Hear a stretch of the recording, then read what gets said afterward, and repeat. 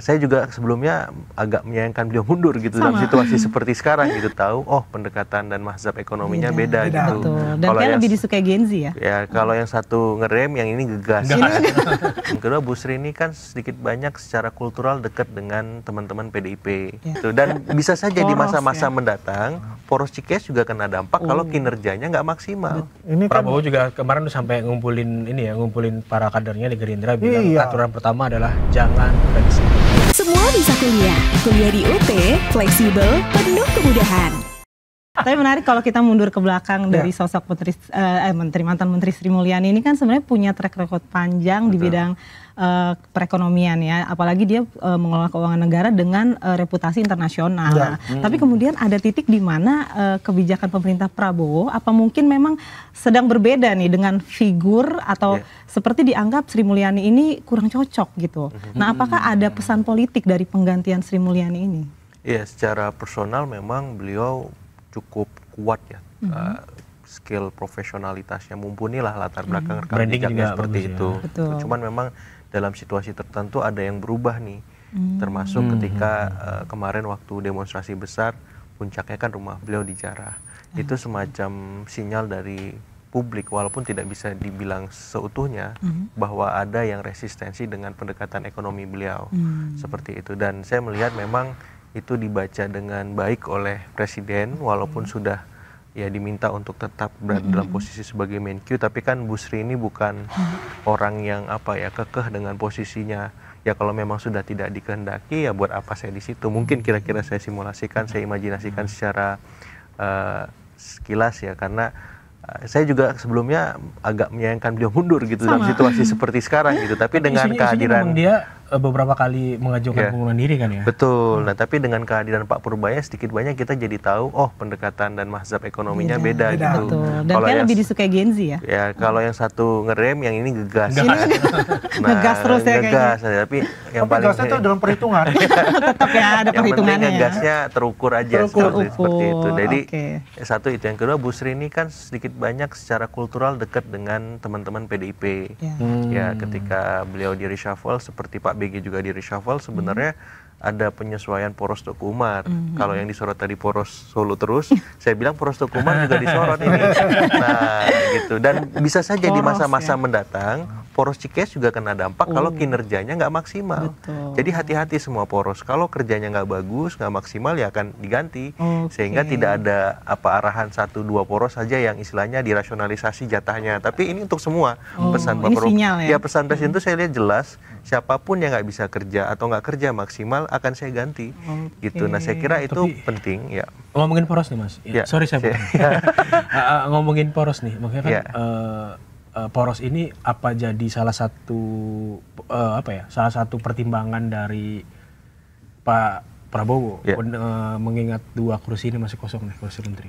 Oh iya pasti, karena kan ada presiden. Kalau kita lihat kemarin posisi Menkyu itu kan sebenarnya di bawahnya ada Wamen, nah, tapi yang menggantikan ketua LPS, artinya dari luar. Tapi juga ada presiden ketika posisi Menteri Koperasi yang menggantikan adalah Wamennya, Pak Ferry Juliantono atas nama Pak Budi Ari. Nah, bisa jadi Menteri Pemuda dan Olahraga ini digantikan oleh Wamen, Pak Taufik Hidayat, tapi bisa juga dari luar, gitu. Seperti halnya dengan Menko Polkam. Sekarang ada interim Pak Syafri, tapi bisa jadi ada nama di luar Pak Syafri untuk menggantikan posisi beliau. Karena ada presidennya semua semacam itu. Jadi siapapun nama yang dipasang untuk posisi Menko ataupun Menpora nanti, saya berharap memang bisa menjawab situasi-situasi kontemporer sekarang. Dalam artian Pak Syafri misalkan sekarang ad interim harus bisa merespon tuntutan publik dalam 17+8 itu soal tim gabungan pencari fakta terhadap korban yang wafat ataupun yang luka-luka bahkan hilang semacam itu. Nah, kemudian Menpora ini apa? Ya walaupun hanya dijabat oleh Wamen Pak Taufik, kalau bisa Menteri Pemuda dan Olahraga yang diurus jangan olahraga aja nih. Pemudanya juga. Karena apa? Karena lagi banyak demo nih pemuda-pemuda. Nah, harusnya Pak Taufik itu turun ke bawah memastikan pemuda mahasiswa kita bisa tenang, bisa nyaman dengan situasi sekarang. Nah, di luar itu saya melihat bahwa ketika fungsi-fungsi atau tuntutan itu dijawab oleh Pak Syafri, Pak Taufik dengan baik, otomatis ya pemuda tadi, kemudian masyarakat sipil itu akan dengan tenang, tidak menuntut segera harus ada orang yang mengisi ini, tidak segera ingin ada orang baru, tapi ada nggak ada orang baru, sistemnya jalan kok. Sistem tetap jalan. Iya, artinya kita nggak tergantung figur, karena apa? Pemerintahan yang baik itu diorkestrasi oleh super team, bukan Superman. Dan saya berharap ya presiden sudah punya super team atau dream team itu supaya apa? Semuanya tidak ke presiden. Karena apa? Kalau seperti itu terus manajemen kita mengelola negara ini bahaya. Ya, jadi harapannya ada super team, ada orang-orang yang lebih baik, yang lebih mumpuni untuk berada di posisi Menko Polhukam ataupun Menpora. Terus ya. Itu juga tim PCO itu juga mungkin proaktif ya. Jadi bisa menginfokan semua program-program kerja yang dari kementerian-kementerian itu. Betul. Mungkin itu juga salah satu yang mungkin juga harus dievaluasi bagaimana hubungan antara PCO dengan kementerian-kementerian itu sehingga tuh tidak PCO jadi terlambat menginformasikan atau takut-takut untuk berbicara dengan dengan media massa misalnya itu. Betul. Karena biar bagaimanapun kita ini kan ya masyarakat tuh membutuhkan informasi langsung ya dari pemerintah gitu. Jangan ya menunggu Pak Presiden yang langsung turun untuk berbicara itu. Apa-apa presiden. Semua apa presiden. Jadi nggak berfungsi ya kabinetnya. Iya, jadi kita perlu itu. Apalagi kan Gen Z ini kan butuh kalau cepat gitu. Iya. Kalau nggak cepat ngambek. Kalau kita jadi fast charging. Oh iya benar. Iya, Oke, Pak Andi ini menarik. Gaul juga nih Pak Andi nih kayaknya. Aku mau ke Pak Andi nih.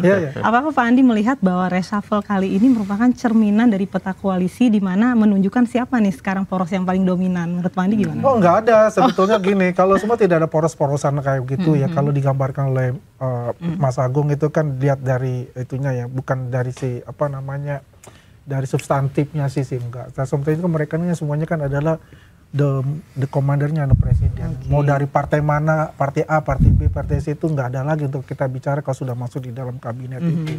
Ya itu terlepas dari bahwa dia itu adalah anggota dari partai politik. Makanya semua kegiatan-kegiatan itu pasti presiden itu punya KPI lah. Kinerjanya, prestasi indeksnya itu dia tahu. Ya? Sudah diperhitungkan siapa-siapa yang kira-kira yang cocok misalnya. Yang untuk menduduki posisi itu.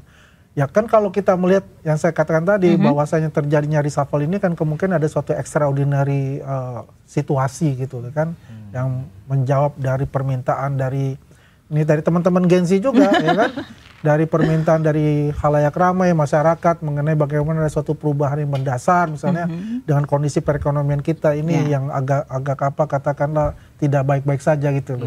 Akhirnya kan dijawab ya kan dengan mengganti, emang ada permintaan di 17+8 itu kan ada meminta untuk mengganti Ibu Sri Mulyani kan. Ini kan sudah dijawab oleh Pak Presiden. Ya mungkin ada salah satu tadi kata Mas Agung mengatakan ada tim pencari fakta dan sebagainya. Dan kita juga mesti tahu juga bahwasannya juga ada korban-korban dari pihak aparat hukum loh ya. Jadi harus seimbang semuanya berita-berita itu juga. Betul. Nanti yang akan ditentukan siapa sebagai timnya itu ya itu adalah haknya Presiden. Tapi yang jelas adalah peristiwa Agustus kemarin itu ada suatu pembelajaran yang baik bagi kita bahwasanya ya udahlah jangan main flexing lah kita, ya kan? Kita harus kuatkanlah empati lah kepada masyarakat kita. Ini Prabowo juga kemarin sampai ngumpulin para kadernya di Gerindra bilang aturan pertama adalah jangan flexing. Harusnya dari dulu nggak sih? Tapi kemarin terjadi menariknya apa tuh? Apa yang terjadi di Nepal dan di Perancis? Itu dia Nepal dan Perancis. Waduh. Itu jadi ini ya pengingat ya. Pengingat juga kita gitu loh. Trigger mereka harusnya juga kan karena salah satunya pejabat-pejabat dan anak pejabat yang flexing.